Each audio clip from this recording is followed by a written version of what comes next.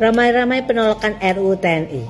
Puan Maharani menegaskan Megawati dukung pengesahan RUU TNI. Jadi guys, Ketua DPR sekaligus Ketua DPP PD Perjuangan Puan Maharani menegaskan bahwa Ketua Umum PD Perjuangan Megawati Soekarno Putri mendukung penuh pengesahan RUU revisi undang-undang atau yang disebut dengan RUU TNI. Saya dilihat isinya, saya sudah baca semua isinya, tidak ada. Malah penguatan terhadap konsep yang sudah lama ada. Pertama begini, konsep itu Panglima itu dibawa langsung Presiden, itu sejak dulu. Nih, yang masih bebal menganggap adanya dui fungsi ABRI dan segala macam ketika RUU ini disahkan, di sini udah jelas. Seperti apa yang disampaikan Pak Dasko kemarin, yang direvisi hanya pasal 3, pasal 53, dan pasal 47, sesuai apa yang disampaikan di konferensi pers sebelumnya. Suara masyarakat itu tidak untuk didengar, tapi hanya untuk dibeli saat mereka pemilihan. Terbukti gejolak masyarakat yang jelas-jelas menolak adanya revisi Undang-Undang TNI diabaikan sama pemerintah. Mereka justru mensahkan tepat hari ini revisi Undang-Undang TNI tersebut. Lagi rame nih RUU TNI. Katanya banyak yang demo, banyak konten kreator yang bikin VT di fungsi ABRI. Kalau yang belum tahu, saya kasih tahu ini poin-poin perubahannya.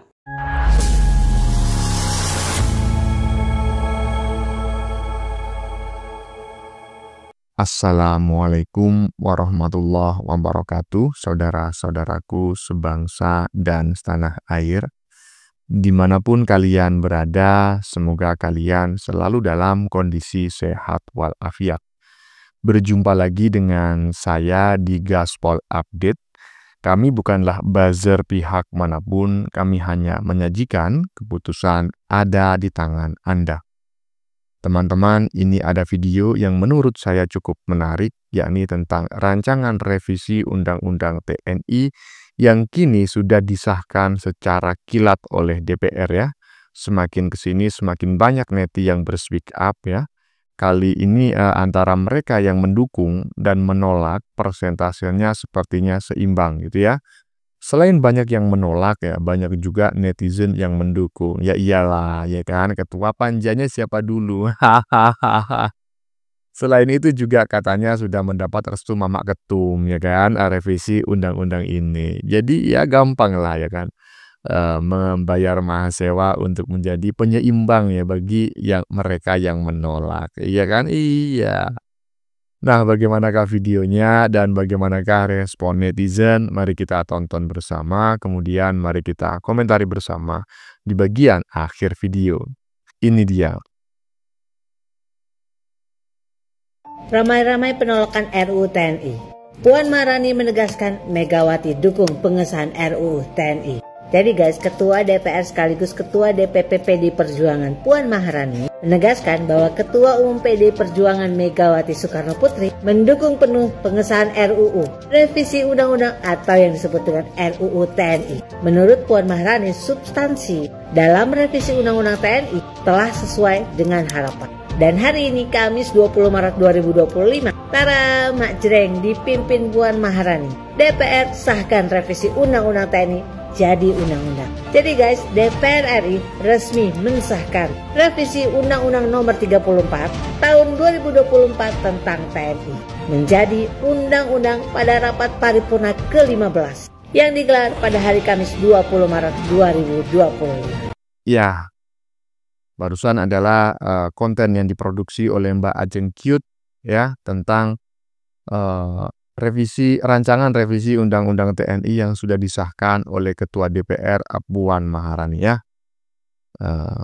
Dan tadi juga ada slide media online ya, tangkapan layar media online ya. Saya bacakan judulnya. Puan Maharani tegaskan Megawati dukung pengesahan RUU TNI. Iya. Kenapa nek kok dukung-dukung yang urus-urusannya TNI macam kayak gini? Mau merapat ke Prabowo ya? Aduh, tekniknya. Mudah kali dibaca, Nek. Iyalah, ingat loh, Prabowo itu nggak bisa disogok loh. Iya, lanjut.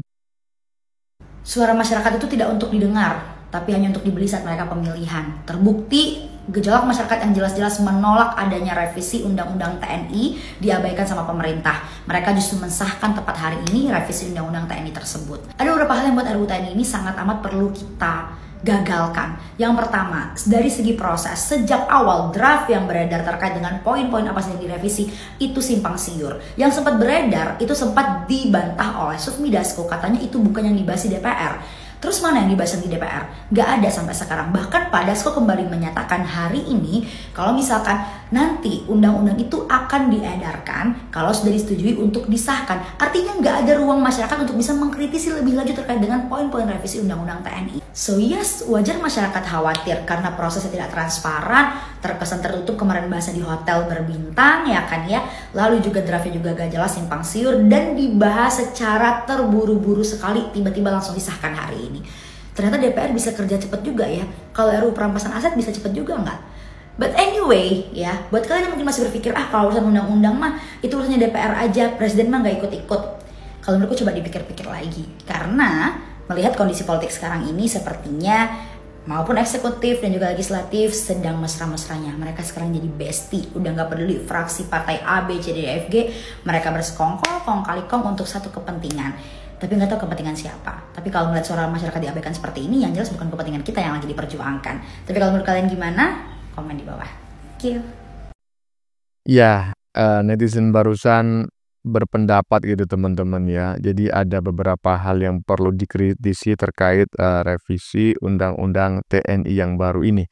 Pertama, mulai diisukan akan direvisi, draft rancangan undang-undangnya itu simpang siur, itu pertama ya. Dan ya memang kita ketahui bersama pembahasannya juga dilakukan di sebuah hotel, bukan dilakukan di gedung DPR. Saya nggak ngerti apakah pembahasan rancangan undang-undang tersebut semacam itu diatur gitu ya, diperbolehkan dan ada aturannya, saya nggak mengerti ya. Yang jelas kita ketahui bersama saat ini rancangan undang-undang tersebut sudah disahkan menjadi undang-undang ya. Dan salah satu kekecewaan netizen barusan selain ketidaksinkronan atau simpang siur draft RUU tersebut, juga katanya setelah draft itu mateng itu akan disebarluaskan ke masyarakat agar bisa diakses kemudian baru disahkan. Tetapi tidak demikian ya. Ya boleh-boleh saja berbeda pendapat ya. Nggak ada yang menyalahkan, yang penting disampaikan dengan cara yang baik. Oke, lanjut. Kenapa RUU TNI bermasalah? Simak sampai tuntas, aku jelasin dengan mudah. Oke, jadi ada 2 pasal yang bermasalah. Yang pertama adalah pasal 47 ayat 2, bahwa presiden bisa nempetin prajurit aktif di kementerian atau lembaga sipil. Singkatnya, militer bisa menjabat di jabatan sipil. Kenapa ini bermasalah? Nomor 1, mereka bisa double job nih. Jadi, mereka bisa jadi tentara aktif di saat yang bersamaan, mereka juga dapat jabatan sipil. Yang kedua, demokrasi bisa terancam kalau militer makin dominan di ruang-ruang sipil. Terus, netralitas TNI itu bisa terganggu karena presiden bisa atau punya wewenang untuk bagi-bagi jabatan ke prajurit aktif. Itu pasal 47 ayat 2. Yang berikutnya adalah pasal 7 ayat 2 dan ayat 3. Perluasan dan penambahan jenis OMSP dari 14 menjadi 19. Apa sih OMSP? Itu singkatnya adalah tugas yang dijalanin oleh TNI di luar skenario perang melawan negara lain. Kenapa sih ini bermasalah? Karena nggak ada peraturan yang ngerinci batasan-batasan apa aja sih untuk bisa mengawasi perbantuan tentara di fungsi-fungsi non-militer. Lah, emangnya kenapa kalau TNI megang jabatan sipil? Gini, boleh nggak sih kalau orang militer megang jabatan sipil? Boleh dengan beberapa syarat. Nomor 1, harus resign atau keluar atau lepas dari jabatan militernya. Jadi dia nggak boleh tentara aktif.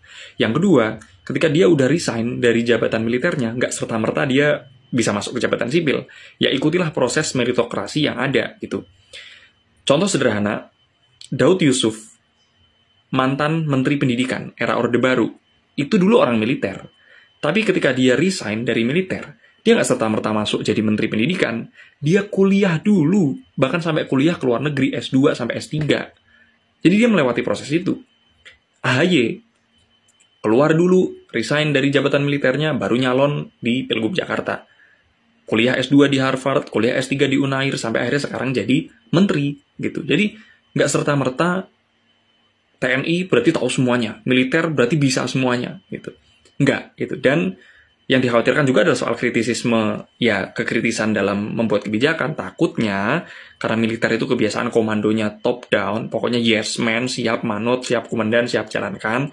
Takutnya tidak ada ruang untuk kemudian berargumen apakah perintahnya benar, apakah kebijakannya benar gitu. Dan ini berpotensi untuk membuat konflik-konflik lain pada bidang-bidang yang bisa berbenturan langsung dengan rakyat, konflik agraria dan segala macamnya. Seperti itu, dan udah banyak kritikan dari para ahli ya, seperti Gufron Mabruri dari Direktur Imparsial, Dimas Bagus Arya dari Koordinator Kontras, maupun dari Muhammad Najib Aska, Kepala Pusat Studi Keamanan dan Perdamaian Universitas Gadjah Mada. Itu secara singkatnya, semoga bisa dipahami bersama. Ya, ini kalau menurut saya, kalau netizen yang perempuan tadi itu kan menyampaikan sebuah fakta ya. Faktanya adalah rancangan undang-undangnya itu simpang siur, kemudian pembahasannya juga dilakukan secara eksklusif ya. Kemudian juga draft rancangan undang-undangnya yang setelah matang itu tidak disebarluaskan kepada masyarakat seperti janjinya sebelumnya. Itu adalah fakta. Tetapi apa yang disampaikan oleh netizen laki-laki barusan, ini menurut saya 100,01% adalah opini ya.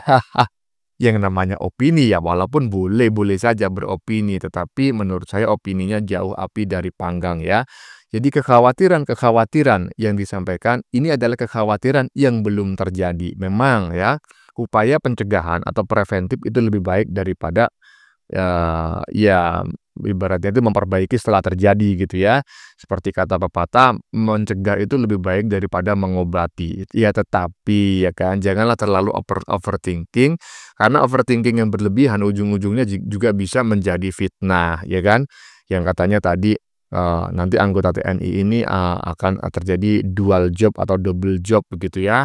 Beginilah begitulah, itu kan opini karena belum terjadi kan, seperti itu. Boleh beropini ya, tetapi kalau opininya berlebihan, overthinkingnya berlebihan, ya seperti yang saya sampaikan, bisa jatuhnya itu nanti adalah fitnah ya. Lanjut. Lagi rame nih RUU TNI. Katanya banyak yang demo, banyak konten kreator yang bikin VT di fungsi ABRI. Kalau yang belum tahu, saya kasih tahu ini poin-poin perubahannya. Jadi ada tambahan kewenangan operasi militer selain perang. Yang pertama, menanggulangi ancaman cyber. Yang kedua, melindungi dan menyelamatkan WNI serta kepentingan nasional di luar negeri. Terus jabatan di instansi selain TNI ini, kalian baca sendiri ya. Udah dibaca. Lalu tambahan usia pensiun prajurit. Jadi kalau Bintara dan Tamtama 55 tahun dan seterusnya, kalian bisa baca sendiri. Jelas ya, jadi nggak ada tuh dwi fungsi ABRI.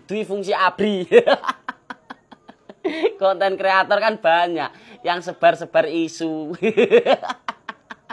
Terus ini penjelasan Bu Puan Maharani, Ketua DPR RI dan Ketua DPP PDI Perjuangan. Kami berharap dan menghimbau adik-adik mahasiswa yang saat ini mungkin masih belum mendapatkan penjelasan atau keterangan yang dibutuhkan. Nanti kami siap untuk memberikan penjelasan bahwa apa yang dikhawatirkan, apa yang dicurigai, bahwa ada berita-berita yang kemudian revisi Undang-Undang TNI ini tidak akan sesuai dengan yang diharapkan, insya Allah tidak. Dan kami juga berharap bahwa revisi Undang-Undang TNI yang kemudian tadi sudah disahkan adalah nantinya ke depan akan bisa bermanfaat bagi pembangunan bangsa dan negara. Udah jelas ya, masa Bu Puan sendiri loh itu yang menjelaskan. Tulis pendapat kalian di kolom komentar, salam jigigis. Ya, nggak ada itu yang namanya mengembalikan dui fungsi ABRI. Orang ABRI aja sudah nggak ada ya kan. ABRI itu kan singkatan ya, akronim ya, akronim ya. Angkatan Bersenjata Republik Indonesia ya, karena akronim ya, jadinya kan bisa dibaca bukan ABRI tetapi ABRI kan, idiom ya, akronim juga ya. Oke lah gitu pokoknya ya. Kalau misalnya salah ya silakan koreksi pendapat saya. Dan seperti apa yang disampaikan oleh Mas Jigigis barusan, nggak ada ya. Pasal 39 itu nggak dibahas ya. Dalam undang-undang TNI ya terkait dui fungsi itu konon itu ada di pasal 39. Dan pasal 39 dalam rancangan undang-undang revisi yang kemarin ini yang disahkan menjadi undang-undang ini nggak dibahas. Jadi nggak membahas tentang dui fungsi ABRI. Dui fungsi ABRI udah nggak ada ya. ABRI-nya udah nggak ada ya kan. Iya, jadi jangan terlalu berlebihan lah kalau beropini ya. Lanjut. Perkara pro dan kontra RUU TNI, mari kita selesaikan sudah. Karena apa? Karena RUU-nya udah disahkan jadi undang-undang per hari ini oleh DPR. Nih, yang masih bebal menganggap adanya dui fungsi ABRI dan segala macam ketika RUU ini disahkan, di sini udah jelas. Seperti apa yang disampaikan Pak Dasko kemarin, yang direvisi hanya pasal 3, pasal 53, dan pasal 47, sesuai apa yang disampaikan di konferensi pers sebelumnya. Dan kalau memang masih agak ragu gitu ya, coba deh kamu baca yang ini dulu. Ini adalah pendapat menurut ahli hukum tata negara, sang profesor kita, mantan cawapres dan juga dulu adalah Menko Polhukam Indonesia. Nih, lihat, baca. Shout out to Abah, terutama Ateng. Nih, baca. Dilansir daripada Tempo, Mahfud MD sebut draft terbaru revisi Undang-Undang TNI tidak mengembalikan dui fungsi ABRI. Menurut Mahfud MD, revisi UU TNI tidak terlalu mengganggu desain politik yang dicita-citakan reformasi. Ini seorang pakar hukum tata negara lo yang bicara, mantan cawapres, mantan Menko Polhukam, kan saya yang ngomong, dengerin dong ya, kalian kan biasa mendengarkan. Tak kutip, dui fungsi ABRI di zaman Orde Baru itu dulu, keputusan-keputusan politik penting hanya diambil oleh ABG, ABRI, Birokrasi, dan Golkar, kata Mahfud saat ditemui di Jalan Keramat, Senen, Jakarta Pusat pada 18 Maret 2025. Tak kutip sekali lagi ya. Pada masa Orde Baru, kata dia, dui fungsi ABRI memberikan peluang TNI dan Polri menjadi Dewan Perwakilan Rakyat tanpa masuk pemilu dengan porsi 22%. Kemudian dui fungsi ABRI juga memungkinkan TNI dan Polri mengisi jabatan-jabatan eksekutif seperti gubernur, wali kota, dan bupati dengan sistem penunjukan tanpa pemilu. Kalau pada baca dan pada mengerti, hal yang disampaikan Pak Mahfud ini, yang mengenai dui fungsi ABRI ini kan sudah dikontrol, sudah dituliskan di pasal 39 Undang-Undang Nomor 34 Tahun 2004, yang mana tidak direvisi sama sekali, yang di sana menjelaskan bahwa Tentara Nasional Indonesia tidak boleh turut dalam politik praktis. Jadi kalau mereka mau jadi anggota legislatif, mereka harus mundur. Mereka mau jadi bupati, gubernur, dan bla-bla-blanya itu, mereka juga harus mundur. So, tidak akan pernah ada dui fungsi ABRI lagi. Karena ketika mereka mau mengambil kekuasaan, mereka harus mundur dulu. Jadi TNI baru bisa ikut yang namanya pemilu. Pahamin dong. Ini nih ya, sekali lagi yang masih ributin masalah RUU TNI, pasal 47 ayat 1 dan 2 yang katanya ada frasa abu-abu yang bisa mengembalikan dui fungsi ABRI, makanya itu baca sampai bawah, sampai komplit pasalnya selesai. Ini lihat di ayat 3 ya, prajurit yang menduduki jabatan sebagaimana dimaksud pada ayat 2 didasarkan atas permintaan pimpinan kementerian dan lembaga pemerintah, non-kementerian, serta tunduk pada ketentuan administrasi yang berlaku dalam lingkungan kementerian dan lembaga pemerintah non-kementerian dimaksud. Artinya, harus mengikuti atasan di kementerian atau non kementerian lembaganya ya, pahami gitu ya. Jadi mereka nggak akan bisa ngambil kekuasaan karena mereka di bawah kementerian dan lembaga non kementerian. Jadi mau gimana balikin dui fungsi ABRI kalau mereka nggak pegang kekuasaan? I think it became crystal clear ya, bahwa apa yang disampaikan Pak Mahfud menjelaskan bahwa RUU yang sudah dijadikan undang-undang ini, yang per hari ini disahkan DPR ini, tidak kembalikan dui fungsi ABRI, karena masalah dui fungsi ABRI dikawal di pasal 39 Undang-Undang Nomor 34 Tahun 2004 yang dimasukkan kembali ke undang-undang baru tanpa direvisi sedikit pun. Di situ dijelaskan bahwa TNI tidak boleh berpolitik praktis, sehingga ini membatasi kekuasaan yang dipunyai oleh TNI. TNI tidak bisa memegang kekuasaan seperti Orba, seperti zaman Orde Baru. Dan satu lagi, RUU yang disahkan oleh DPR ini sebenarnya tujuannya adalah menguatkan supremasi sipil, juga memperjelas payung hukum TNI itu untuk berada di mana, biar TNI tidak melakukan pelanggaran-pelanggaran lagi atas aturan yang ada, jadi diperjelas, diberikan garis batasan. Jadi kalau ini yang kalian ributkan selama ini, kan kalian lucu banget, gak sih?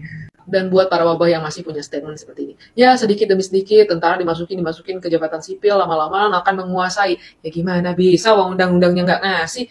Lagian nih ya, nanti ada yang wabah ngomong lagi kayak gini, ya mereka kan militer, nanti kalau misalnya sampai mereka berbuat yang buruk, mereka nggak bisa diadili secara sipil. Loh ya jelas mau mereka militer, tapi bukan berarti mereka militer, mereka kebal akan hukum, mereka punya peradilannya sendiri. Makanya cari tahu dulu, jangan provokasi aja. Udah, gue capek ngejelasinnya, bye. Ya kan? Lurusan adalah pendapat Mbak Sylvia Tan dan juga tadi di bagian tengah mengutip ya pendapat Profesor Smaput ya. yang mengatakan bahwa draft terbaru revisi Undang-Undang TNI itu tidak mengembalikan dui fungsi ABRI. Ya iyalah, ABRI-nya aja udah nggak ada, apanya lagi yang dui fungsikan. Mungkin kalau sekarang dikembalikan itu namanya dui fungsi TNI, bukan dui fungsi ABRI, karena ABRI udah nggak ada. Ganti nama gitu loh. Ya. Dan seperti apa yang disampaikan oleh Mbak Silviatan, jadi pasal yang direvisi itu pasal-pasal yang disebutkan tadi ya. Berapa tadi? 3 kalau nggak salah ya. Nah, sementara pasal 39 yang membahas tentang dui fungsi ABRI itu nggak diotak-atik, ya, nggak diubah. Jadi yang diubah itu yang lain-lain gitu loh ya. Nah, lanjut.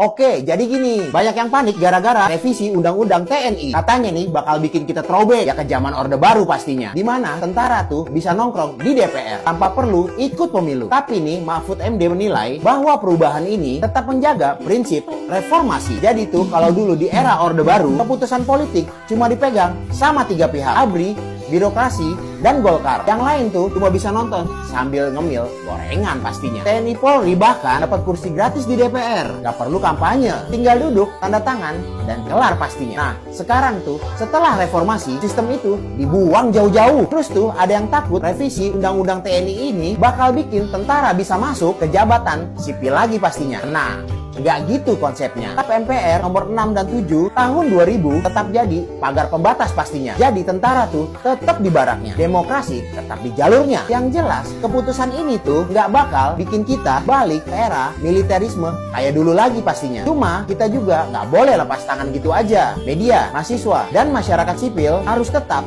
jadi penjaga.